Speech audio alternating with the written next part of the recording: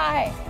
BJP का सबसे बढ़िया प्रदर्शन 2019 में बीजेपी 105 सीटों पर जीती थी, लेकिन इस बार 122 सीटों पर बढ़त बनाई हुई है। बीजेपी को 26% वोट मिला था 2019 में। अभी वोट परसेंटेज तो नहीं आया है, लेकिन 122 सीटों पर बीजेपी ने यहां जीत की तरफ बढ़ते हुए अगर जीत रही है तो समझिए कि यहां पर एक बीजेपी ने रिकॉर्ड दर्ज कर दिया है। विजय जी क्या कहेंगे आप इस रिकॉर्ड को लेकर?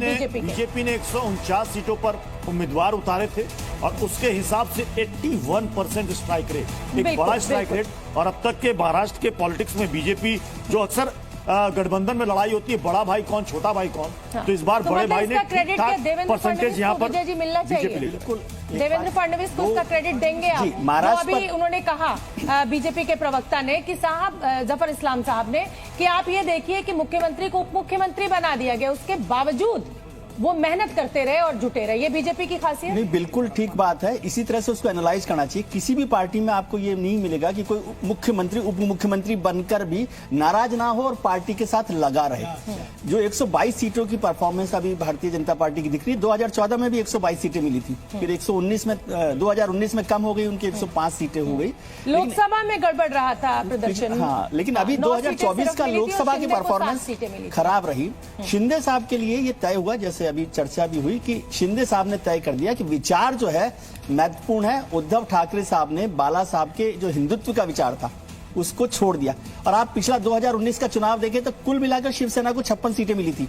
आज अकेले एकनाथ शिंदे 57 सीटों पर है। मतलब जो शिंदे से पूरी जो एकनाथ के साथ और उद्धव ठाकरे के साथ मिलकर जो शिवसेना थी उसको 56 सीटें मिली थी पिछली बार के चुनाव में 2019 में। आज 2024 में 57 सीटों पर एकनाथ शिंदे, तो वो उन्होंने बता दिया कि उनका विचार, उनकी पार्टी असली पार्टी है। लेकिन मैं जफर इस्लाम, और ये आप मत मजाक किए जाए कि जफर साहब से बड़े भाई होते हैं तो बड़ा भाई हमेशा छोटे भाई का ध्यान रखता है ना।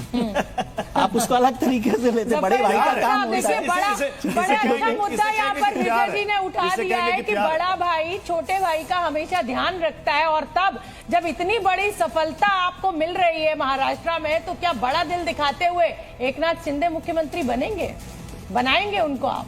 देखिए, ये मेरे अधिकार क्षेत्र के बाहर है। अपनी निजी राय बता दीजिए सर। देखिए, निजी राय तो मैं ऐसा कह सकता हूं कि देखिए, हमारे बहुत प्रिय है फडणवीस जी, बहुत मान सम्मान करता हूं उनका, और वो वाकई एक ऐसे लीडर है जिन्होंने बहुत भारतीय जनता पार्टी के कार्यकर्ताओं का दिल जीता है।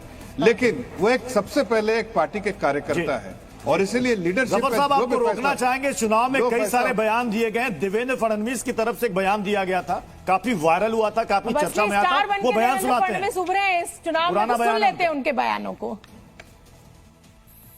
मेरा पानी उतरता देख मेरे किनारे पर घर मत बसा लेना। मेरा पानी उतरता देख मेरे किनारे पर घर मत बसा लेना। मैं समंदर हूं, लौट कर वापिस आऊंगा।